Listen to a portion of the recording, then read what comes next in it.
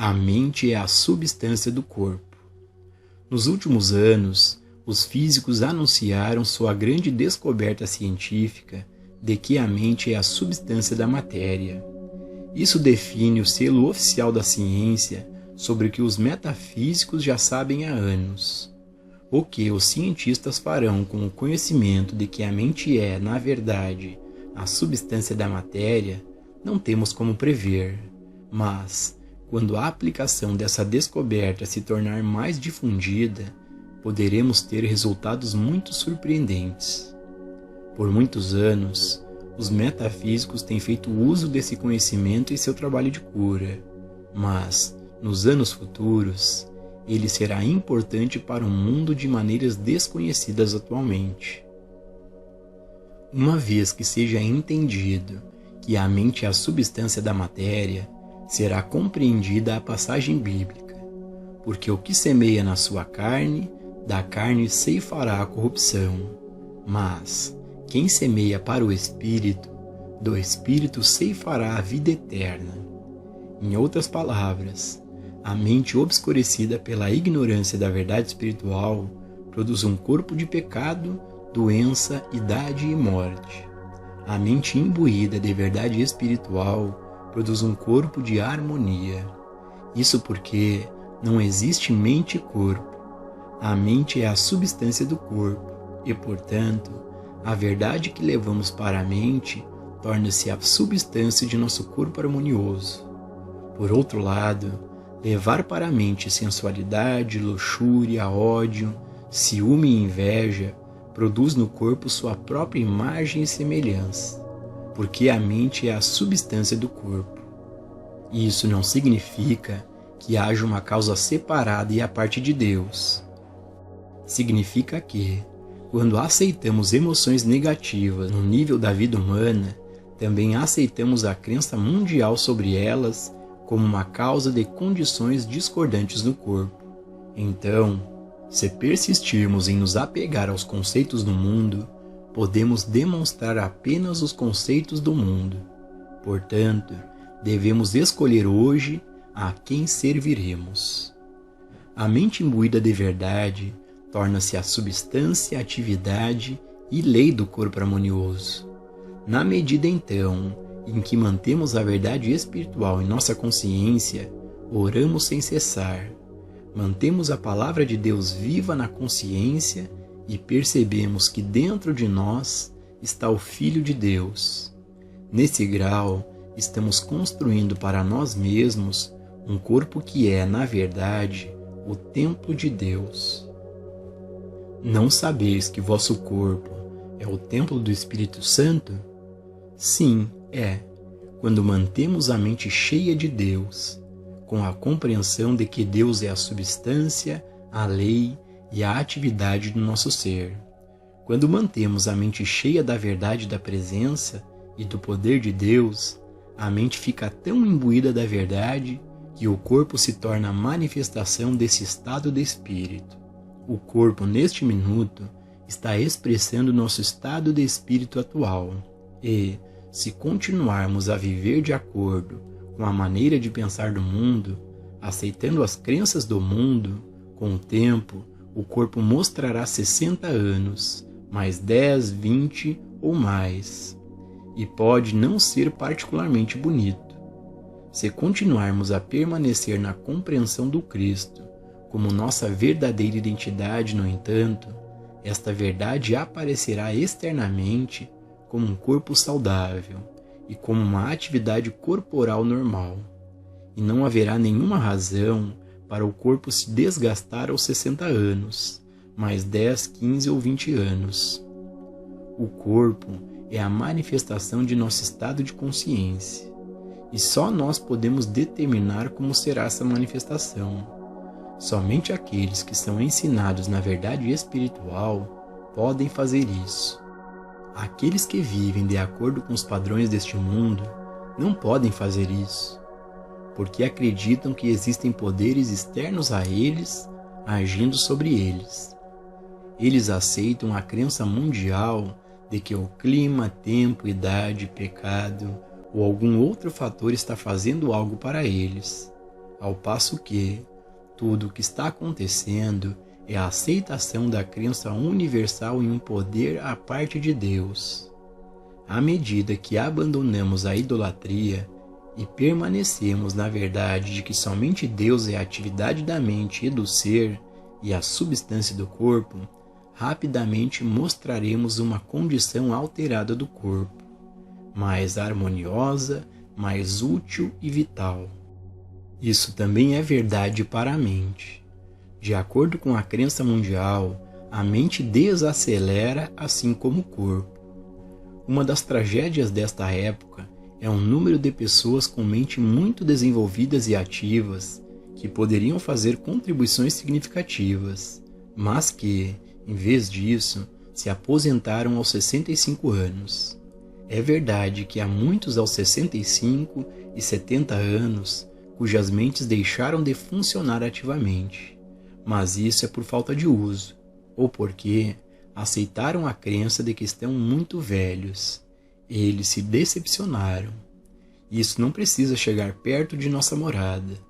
A cada ano que vivemos na Terra, nossas mentes se tornarão mais maduras, ativas e dotadas de mais sabedoria, se apenas recorrermos à fonte infinita que está dentro de nós e, acima de tudo, percebermos que Deus constitui nosso ser e Ele é a medida do nosso ser.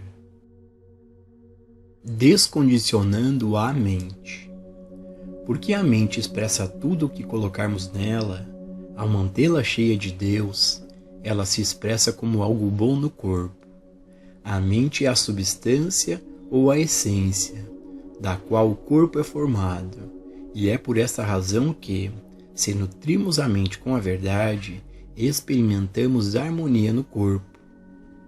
Se alimentamos o mal, a discórdia e o pecado na mente, expressamos isso no corpo. Seja o que for que aceitemos na mente, o corpo manifesta. Se alimentamos o mal, a discórdia e o pecado na mente, expressamos isso no corpo. Seja o que for que aceitemos na mente, o corpo manifesta. A mente por si mesma é pura, o corpo por si mesmo é puro, mas é o tipo de alimento que ingerimos em nossa mente que determina a natureza da mente e do corpo. O homem não viverá só de pão, mas de toda a palavra que sai da boca de Deus. Quanto mais alimentamos a mente com a palavra de Deus, mais harmonioso o corpo se torna. No momento em que pedimos ajuda a um praticante, tudo o que está acontecendo em sua mente se torna lei para o corpo. E se ele estiver preenchendo sua mente com Deus, a harmonia aparecerá no corpo. Isso se aplica até mesmo aos nossos animais de estimação. A quantidade de horas em que mantemos a mente cheia da verdade determina quão pacíficos e quão harmoniosos eles serão. Os professores que são alunos do caminho infinito descobriram que seus filhos respondem à verdade mantida na mente do professor e que o desempenho escolar de seus filhos melhora, bem como as suas atitudes e comportamentos. Isso também é verdade em nossas casas. É o grau em que a verdade está incorporada em nossas mentes ou na mente de alguma pessoa da casa que governa a conduta de todos aqueles que entram na vida dessa família. Se, por outro lado, continuarmos a ver os membros de nossa família como humanamente parecem ser, isto é, se continuarmos a negligenciar, criticar e julgar, isso fará com que aflore neles o que estamos vendo. A situação mudará, entretanto, quando aprendermos a ignorar a aparência e lembrar que Deus constitui a mente, o ser e o corpo individuais. Qualquer aparência maligna pertence a esta vasta ilusão mental que é um nada. Um pouco de prática consistente desta natureza revelará como tudo o que vem ao alcance de nossa consciência é alterado. A responsabilidade está sobre nossos ombros. O ensino está nas Escrituras, mas não pode fazer nada para nós, exceto quando o incorporamos em nossa vida.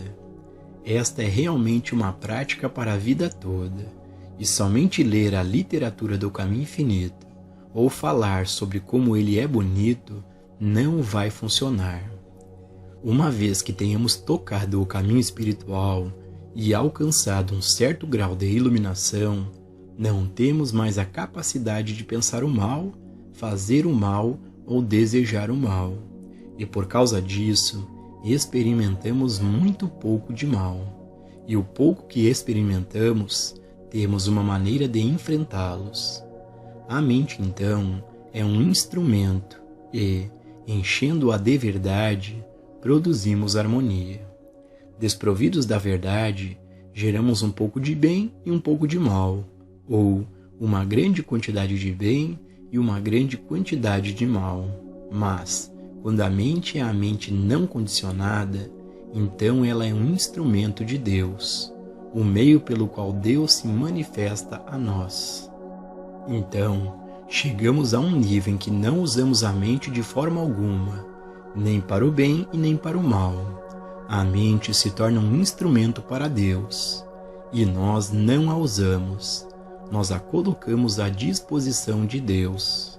Nós nos rendemos. Não pensamos bem e não pensamos mal. Não planejamos o bem e não planejamos o mal. Nós nos mantemos em uma atitude de escuta, como um compositor esperando para ouvir aquelas melodias silenciosas. À medida que nos mantemos sintonizados com a verdade espiritual, a verdade flui, e essa verdade se manifesta no plano humano como as ideias necessárias à nossa experiência, ideias que são sempre divinas, incapazes de serem usadas para o mal. Todo o nosso trabalho é direcionado para alcançar aquela mente que também estava em Cristo Jesus. Essa mente não é uma mente pensante, nem uma mente racional, embora em nossas atividades humanas diárias pensemos e raciocinemos. A principal função da mente, entretanto, é ser uma via de consciência, um instrumento pelo qual nos tornamos cientes da presença de Deus. Então ela é a mente transcendental, não condicionada. Não temos uma mente humana e uma mente espiritual. Nós apenas temos mente. Existe apenas uma mente. Isso é tudo o que existe. E, se a mantivermos em seu estado incondicionado, nos tornaremos sujeitos ao espírito. Se, a usarmos da maneira humana habitual, podemos usá-la para o bem ou para o mal.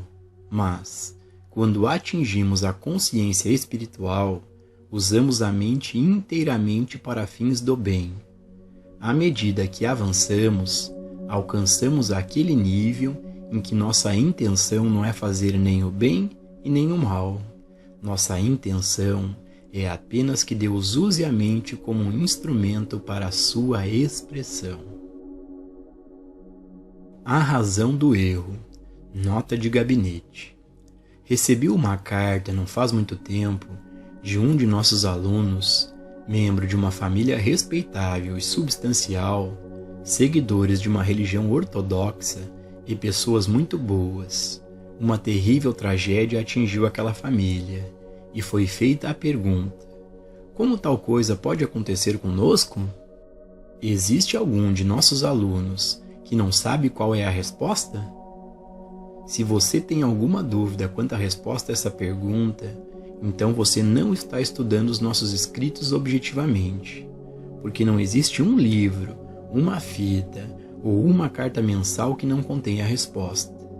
Se há uma coisa que os alunos do Caminho Infinito sabem, e sabem que sabem, é a razão do erro. Se eles não sabem de mais nada, eles sabem disso. Se houver alguém em dúvida sobre esse assunto, ele não está estudando seriamente a mensagem. Ele pode estar lendo, mas lendo com emoção ou sentimento, não com discernimento. Mesmo a leitura mais casual revela a verdade conforme declarada por Paulo. O homem natural não recebe as coisas do Espírito de Deus. O homem natural nunca está sob a lei de Deus, nunca é protegido por Deus, não é mantido ou sustentado por Deus. Nessa passagem é encontrada a história da raça humana. Essa afirmação explica por que alguns se tornaram ditadores, enquanto outros se tornam os cordeiros levados ao matadouro. Ao ler a história da ascensão ao poder de um Mussolini ou de um Hitler, você logo entenderá que não havia Deus na Terra para proteger as pessoas ou interceder por elas. Da mesma forma, se você ler a história anterior dos Estados Unidos e a chegada ao poder dos barões ladrões e de suas trapaças e fraudes, você não pode deixar de se perguntar: onde estava Deus em tudo isso? Portanto, se o caminho infinito não lhe deu mais nada, certamente lhe deu a razão pela qual existem iniquidades e injustiças na terra. Também forneceu um meio para superá-los. Mas, neste momento específico, cabe ao indivíduo fazer isso. Qualquer indivíduo pode se libertar de todos os poderes e influências externas por meio de uma compreensão e aplicação bem definida dos princípios do caminho infinito. Com compreensão suficiente, esse indivíduo pode até ajudar a libertar outros. Mas, só quando essa prática estiver muito mais difundida do que agora está, poderá esta consciência mudar o mundo. No momento, estamos operando no nível da consciência individual. Não podemos entrar na consciência deste mundo e forçar as pessoas deste mundo a ser livres. Elas devem primeiro estar abertas a isso. Aqueles que não estão abertos à ajuda espiritual nem sempre a recebem, embora alguns recebam porque interiormente estão clamando por ela, mesmo quando exteriormente estão resistindo e lutando. Cada problema que vem a você ou a mim representa um grau de nossa incapacidade de viver sob a lei de Deus. Isso não deve ser considerado crítica, julgamento ou condenação. Qualquer que seja o grau de humanidade que ainda existe em nós, não é por causa de nosso desejo, mas por causa de nossa incapacidade de ser outra coisa do que nós mesmos. Nós mesmos, entretanto, devemos reconhecer que todo o problema é uma oportunidade. Livrarmos-nos de uma doença, carência ou limitação não nos faria avançar nem um pouco espiritualmente, a menos que, com isso, adquiríssemos uma compreensão dos princípios envolvidos. Mais cedo ou mais tarde, devemos deixar de lado tudo de natureza física ou material de que dependemos. Se continuarmos satisfeitos apenas com a abundância material ou com a saúde, algum dia ela será retirada de nós. Devemos renascer para a consciência espiritual. Todos os problemas que enfrentamos podem ser resolvidos, mas a solução depende, em grande parte, de nós mesmos.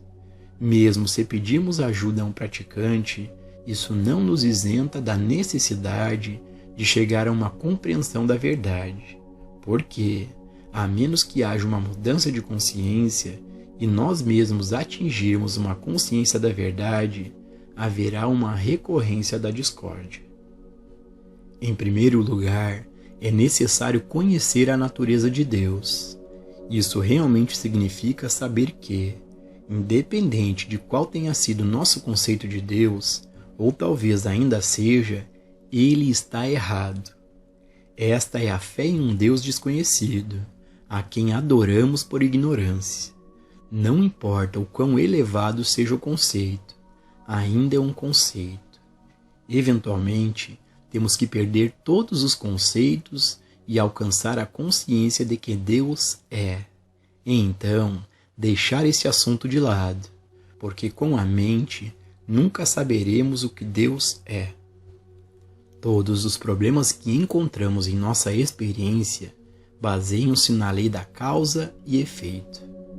À medida em que semeamos, colhemos. Se aceitamos a crença mundial de que existe poder na pessoa, no lugar ou coisa, estamos semeando a corrupção. Enquanto estivermos dando poder para formas ou depositando confiança em qualquer coisa da cena externa, estamos semeando na carne. Estamos semeando na carne se tememos qualquer coisa no mundo externo da forma, seja pensamento ou coisa. Superamos a lei de causa e efeito na proporção de nossa compreensão desse ponto. E isso não nos leva de volta à verdade de que o reino de Deus, o reino do poder, está dentro de nós? E se está dentro de nós, não precisamos ter medo de nada, nem de ninguém.